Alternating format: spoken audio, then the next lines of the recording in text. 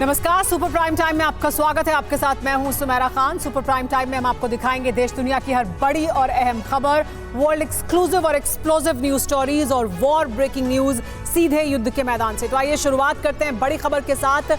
युद्ध के मैदान से आ रही है परमाणु प्रयोग पर पुतिन का पहला बयान सामने आ गया है। दुश्मन पर होगा 1500 परमाणु मिसाइल से प्रहार। दुश्मन के वार से पहले रूसी परमाणु हमला होगा। इसके अलावा एक और बड़ी खबर सामने आ रही है, वो ये कि स्पेशल अलर्ट पर रूस के परमाणु बॉम्बर हैं। परमाणु बॉम्बर फैक्ट्री के दौरे पर शोइगु हैं। सफल परीक्षण के बाद वॉर जोन में बुरिवेस्निक को भी तैनात कर दिया जाएगा। ये बड़ी जानकारी निकलकर सामने आ रही है। रूस से किस तरह से परमाणु हमला होगा, कैसे शोइगु दौरे पर हैं, और ये भी कहा जा रहा है कि सफल परीक्षण के बाद वॉर जोन में बुरिवेस्निक को भी लॉन्च कर दिया जाएगा। रूस का सबसे बड़ा एटमी मिसाइल परीक्षण सफल हो चुका है और इसी परीक्षण के ठीक बाद राष्ट्रपति पुतिन ने परमाणु हमले की घोषणा कर दी है। व्लादिमीर पुतिन ने पहली बार कहा है कि रूस दुश्मन की मिसाइलों का इंतजार नहीं करेगा। रूस पहले हमला तो नहीं करेगा, लेकिन पहले हमले का मौका दुश्मन को भी नहीं देगा। परमाणु शक्ति प्रयोग पर रूस ने अब तक इतने आक्रामक और गंभीर बयान नहीं दिए थे। पुतिन के इस बयान के बाद महाप्रलय का संकेत देने वाली डूम्सडे घड़ी अब महाविनाश से 30 सेकंड दूर रह गई है। देखिए कैसे युद्ध परमाणु प्रलय की तरफ बढ़ता जा रहा है और पुतिन किन किन हथियारों को वॉर जोन में उतार चुके हैं।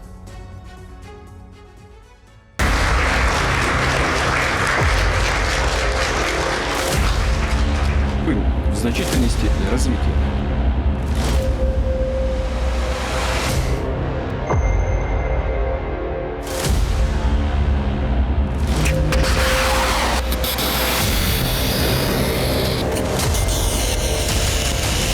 Тоже не применят, потому что возможности применения в случае нанесения ядерного удара по нашей территории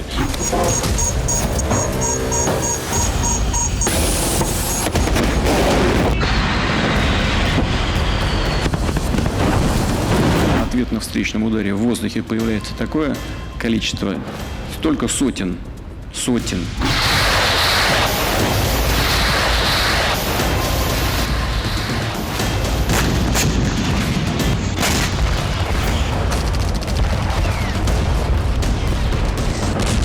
धरती के ध्वंस की रणभेरी बच चुकी है।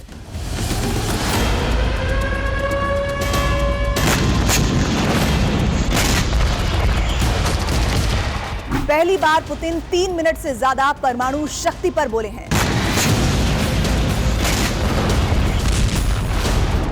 रूस के सबसे विनाशक हथियार युद्ध के मोर्चे पर तैनात हो चुके हैं।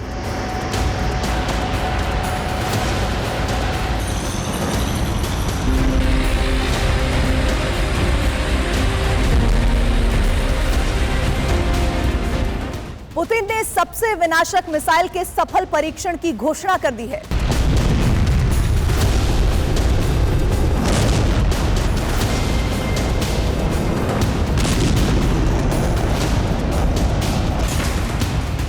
पुतिन ने पश्चिम को चेतावनी जारी कर दी है कि पहला हमला रूस नहीं करेगा, लेकिन पहला मौका दुश्मन को भी नहीं मिलेगा।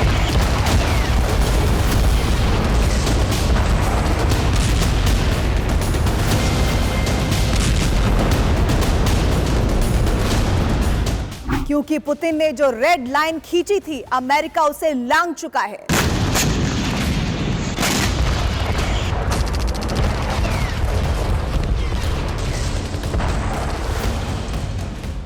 रूस के सोची शहर से राष्ट्रपति व्लादिमीर पुतिन ने बड़ी सोची समझी रणनीति के तहत यह ऐलान कर दिया कि रूस सबसे विनाशक युद्ध के लिए पूरी तरह तैयार है।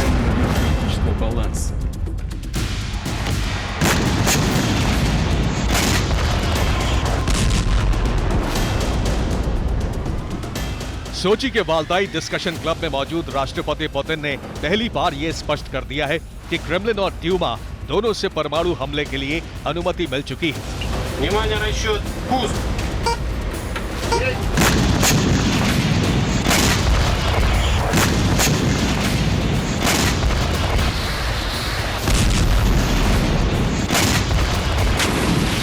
राष्ट्रपति पुतिन ने रूस के परमाणु शक्ति पर जो कहा, वो धरती का सबसे बड़ा डर है।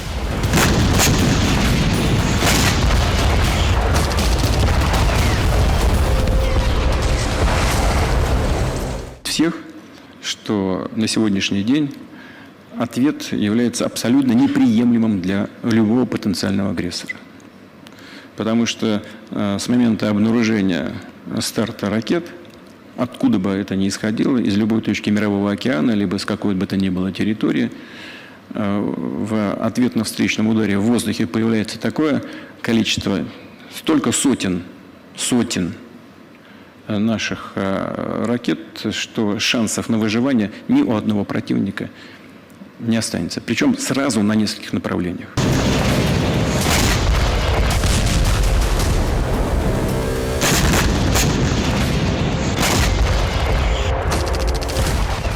युद्ध शुरू होने के बाद राष्ट्रपति पुतिन ने पहली बार जनवरी 2023 में ये चेतावनी जारी की थी कि परमाणु युद्ध का खतरा बढ़ रहा है। तब डूम्सडे क्लॉक मिडनाइट यानी धरती के अंत से 90 सेकंड दूर थी। लेकिन सोची के मंच से पुतिन ने जैसे ही रूस की आक्रामक और रक्षात्मक चेतावनियां एक साथ जारी की, डूम्सडे क्लॉक को 30 सेकंड आगे बढ़ा दिया गया।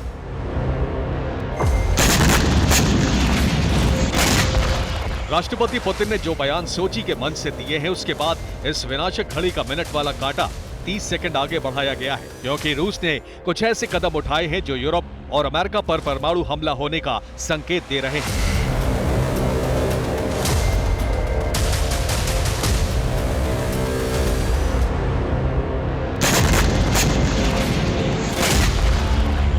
रूस ने नॉन स्टॉप क्रूज मिसाइल बोरिवेस्निक का परीक्षण किया है। इसका रूसी कोड नेम है फ्लाइंग चेर्नोबिल। ब्रिटिश इंटेलिजेंस ने मिसाइल की रेंज अंतहीन मानी है। इस मिसाइल की ताकत है कि ये धरती के कई चक्कर लगा सकती है। इसकी वजह यह है कि ये मिसाइल परमाणु ऊर्जा से चलती है। ये एक क्रूज मिसाइल है और इसी वजह से सतह के बहुत करीब उड़ती है। धरती के सभी एयर डिफेंस सिस्टम इसके सामने फेल है। खास बात यह है कि मिसाइल परमाणु हथियार से हमला कर सकती है। नेटो ने इसे कोड नेम दिया है स्काईफॉल।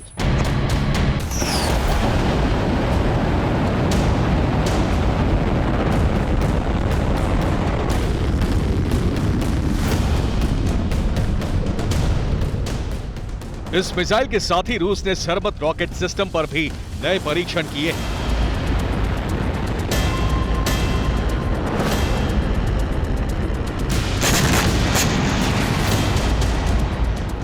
Последнее успешное испытание «Буревестника». Крылатая ракета глобальной дальности с ядерной установкой, двигательной ядерной установкой. Мы фактически закончили работу над «Сарматом», над сверхтяжелой.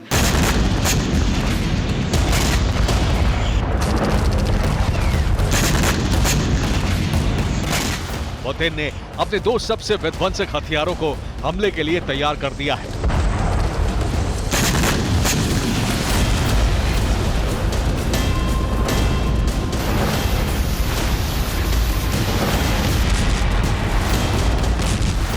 रूस अब स्टार्ट के बाद CTBT यानी समग्र परीक्षण प्रतिबंध संधि से भी बाहर हो सकता है। रूसी संसद का निचला सदन ड्यूमा कभी भी इस प्रस्ताव पर मोहर लगा सकता है।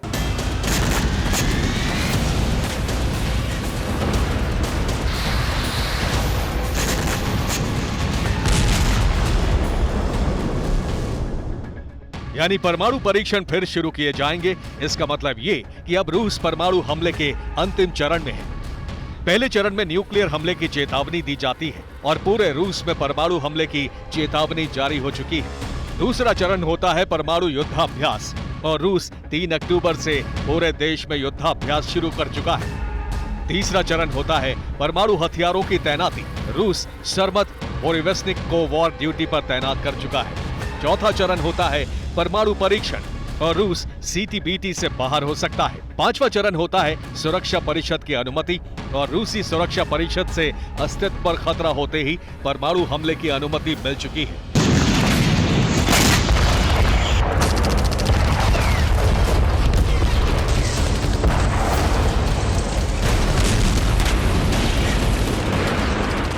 राष्ट्रपति पुतिन की घोषणा हो चुकी है। रूस कभी भी अपने सबसे विनाशक हथियारों को अमेरिका और यूरोप पर लॉन्च कर सकता है।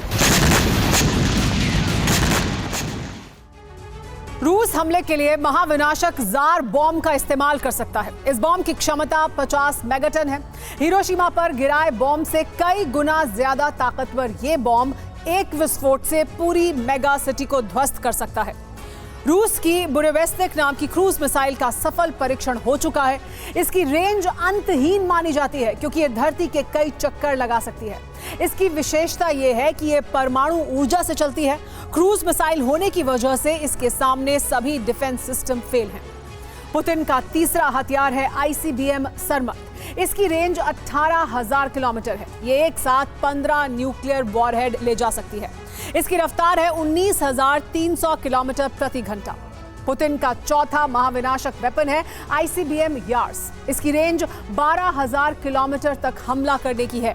यह एक साथ 10 न्यूक्लियर वॉरहेड ले जा सकती है। इसकी रफ्तार 24,500 किलोमीटर प्रति घंटा है। पुतिन का पांचवा विनाशक हथियार है किंजल हाइपरसोनिक मिसाइल। इसकी रेंज 1500 किलोमीटर तक मार करने की है। रफ्तार 12,200 किलोमीटर प्रति घंटा है और यह न्यूक्लियर हमला कर सकती है। पुतिन ने यूरोप और अमेरिका को मिलाकर 5 टारगेट फिक्स कर दिए हैं। ये टारगेट हैं ब्रिटेन की राजधानी लंदन, फ्रांस की राजधानी पेरिस, अमेरिका की राजधानी वॉशिंगटन DC, पोलैंड की राजधानी वॉर्सो और जर्मनी की राजधानी बर्लिन। इन टारगेट में नेटो की तीनों परमाणु शक्तियों अमेरिका, फ्रांस और ब्रिटेन को रखा गया है।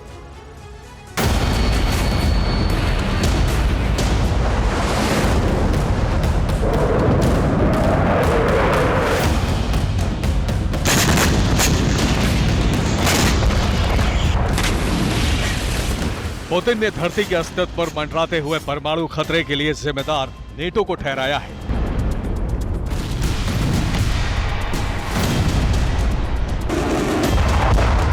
Может быть, нам и в НАТО вступить? Но нет. В НАТО такая страна не нужна. Нет. Спросите, а что еще-то? Мы-то считали, что мы уже вот свои, извините, как у нас в народе говорят, буржуинские. Чего еще? Противостояния идеологического больше нет. В чем проблема? Видимо, проблема в геополитических интересах. Донецкой Народной Республики. Денис Владимирович.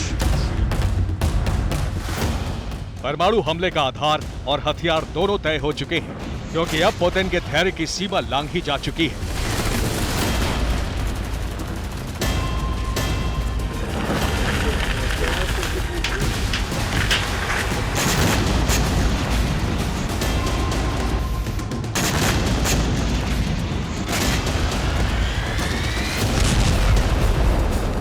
पुतिन ने युद्ध में अमेरिका और यूरोप के लिए एक रेड लाइन खींची थी, लेकिन पुतिन की इस रेड लाइन को बार बार लांघा गया।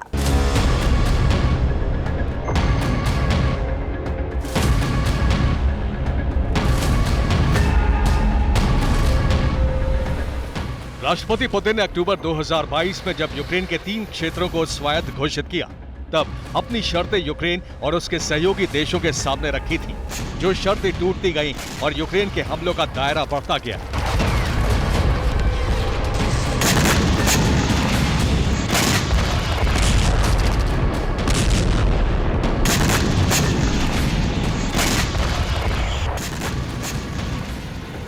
रूस ने 2022 में कहा था कि यूक्रेन स्वायत्त क्षेत्र डोनेस्क और लुहांस्क पीपल्स रिपब्लिक पर हमला ना करे, लेकिन यूक्रेन ने हाइमार्स रॉकेट से हमले जारी रखे, यानी रूस की रेड लाइन का उल्लंघन।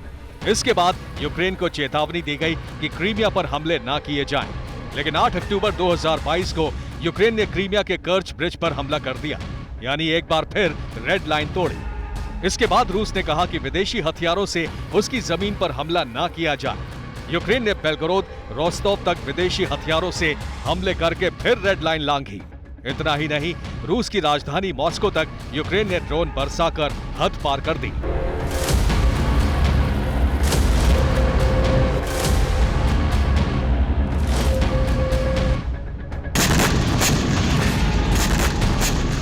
इक्कीस और 22 सितंबर को हमलों में रूस को सबसे बड़ा नुकसान उठाना पड़ा।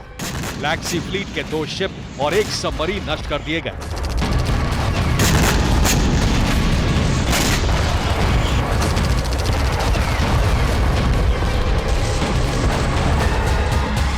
इसके साथ ही साकी एयरबेस पर हमला करके यूक्रेन ने रूस के 18 फाइटर जेट और डिफेंस सिस्टम नष्ट कर दिए।